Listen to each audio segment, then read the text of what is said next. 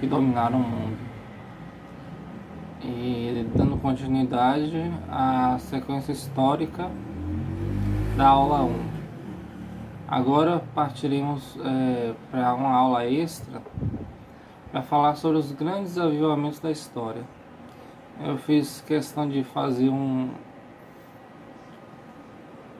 introdução sobre isso porque é importante para nós conhecermos os momentos em que a história foi marcada pelo fogo do Espírito.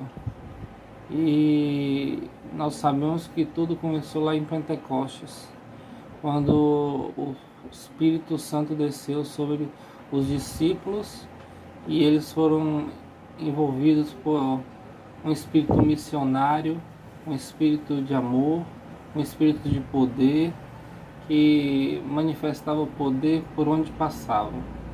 E esse é o nosso intuito de hoje, manifestar poder. Como acabei de dizer, nós vamos ver lá em Atos 2 a descida do Espírito Santo, logo após a retirada de Jesus da terra. Então vamos ler o início de Atos 2, de 1 ao 4. Atos 2. Ao cumprir-se o dia de Pentecostes, estavam todos reunidos no mesmo lugar. De repente, veio do céu um som como de um vento impetuoso e encheu toda a casa onde estavam assentados. E apareceram distribuídas entre eles línguas como de fogo, e pousou uma sobre cada um deles. Todos ficaram cheios do Espírito Santo e passaram a falar em outras línguas, segundo o Espírito lhes concedia que falassem. Bom, a evidência da manifestação do Espírito Santo nesse dia de Pentecostes foi o falar em línguas. Muitas pessoas questionam quanto ao falar em línguas, porque muitos não entendem os dons que o Espírito Santo dá. Mas como seres espirituais nós devemos dar entendimento para aquilo que o Espírito faz. Algumas igrejas pregam que o falar em línguas é falar em línguas estrangeiras. É um dom que qualquer pessoa teria, porque uma pessoa nécia de conhecimento da língua estrangeira, como conheceria essa língua, né? Nos movimentos pentecostais, nós vemos que o falar em línguas, eles falam em línguas estranhas, porque Paulo vai dizer que as línguas estranhas seriam as línguas dos anjos, e aí não teria entendimento. Mas Paulo também vai dizer que é necessário que haja um intérprete quando houver a pessoa falando em línguas estranhas, porque para ter edificação de todos, porque a pessoa que fala em línguas estranhas, ela acaba sendo edificada sozinha durante um culto. Mas se tiver um intérprete, todos serão beneficiados com esse dom. Bom, nessa manifestação do Espírito Santo, iniciou-se um novo tempo da igreja, porque antigamente só quem era ungido profeta, que tinha o dom de estar com o Espírito do Senhor. E o profeta, ele pregava em nome de Deus, porque ele tinha unção de Deus. Ele recebia unção para isso. E os reis eram ungidos também, debaixo do poder do Espírito, para reinarem, né? E, e a partir desse momento, os discípulos que não eram reis nem profetas inicialmente, eles passam a ter esse Espírito Santo, que é o Espírito Consolador, que Jesus disse que enviaria, e o Espírito Santo de poder, e manifestaria poder por onde eles passassem. Continuando aqui nos nossos slides,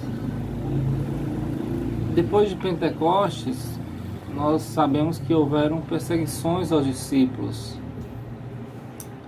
Essa é o que eu vou tratar agora, é sobre a linha do tempo avivalista, que foi o quê?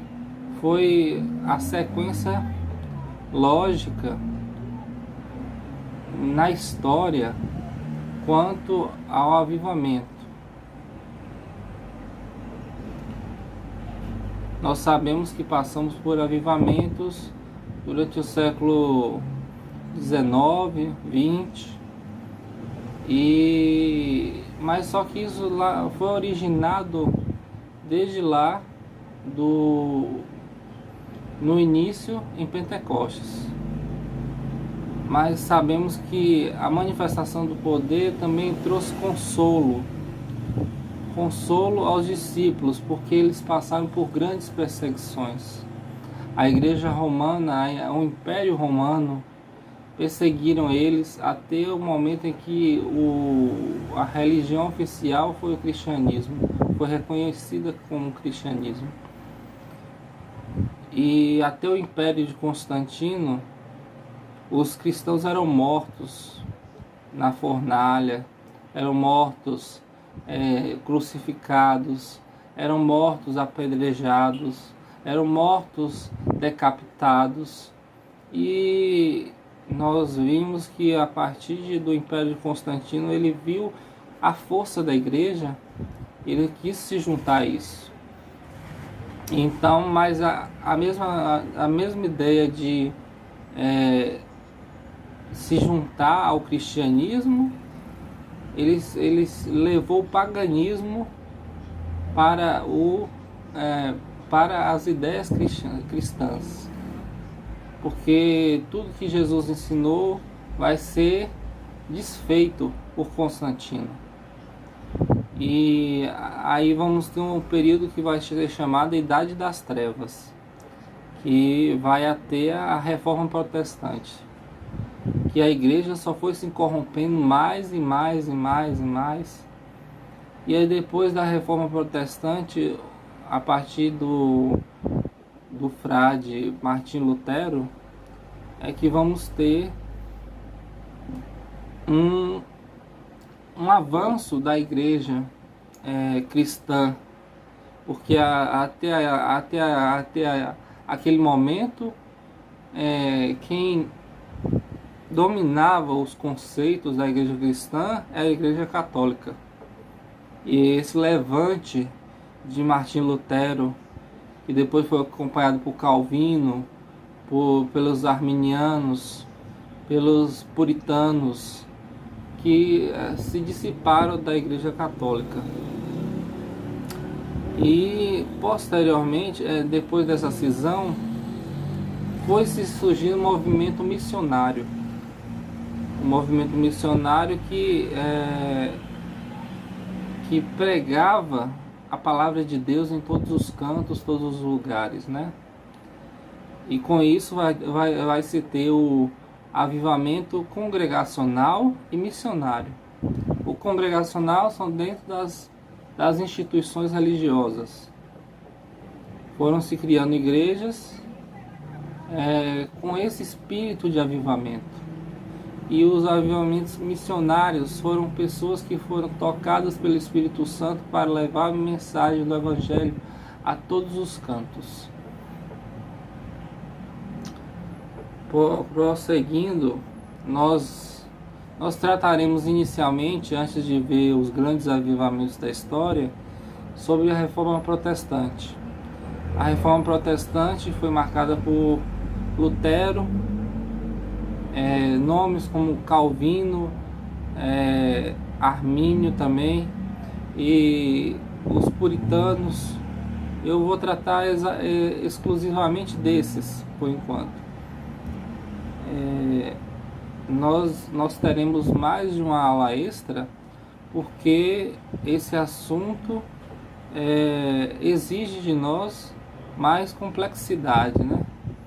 Primeiro nós teremos que tratar da Reforma Protestante em seu cerne, e depois nós trataremos dos grandes avivamentos da história. Nós veremos que tivemos um grupo, os moravianos, que eles amavam a palavra e aquilo que foi pregado para eles, e eles deixaram essa chama no coração de outras pessoas. Vamos ver que a partir dele vão surgir pessoas, pastores como John Wesley, que teve um encontro com eles e se questionou a sua fé. Porque é isso que nos coloca contra a parede. Quando encontramos pessoas com tamanha fé e amor, que pregam a palavra sem ver a quem, e com a chama do Espírito, para que aquelas pessoas sejam incendiadas por Deus e se arrependam dos seus pecados, e sem questionar o pecado delas. E John Wesley aprendeu muito com os moravianos, e ele foi um avivalista. Ele levou esse avivamento para a Inglaterra. Além de John Wesley, tivemos outros, e tivemos as missões mundiais com William Carey, e tivemos também David Livingstone,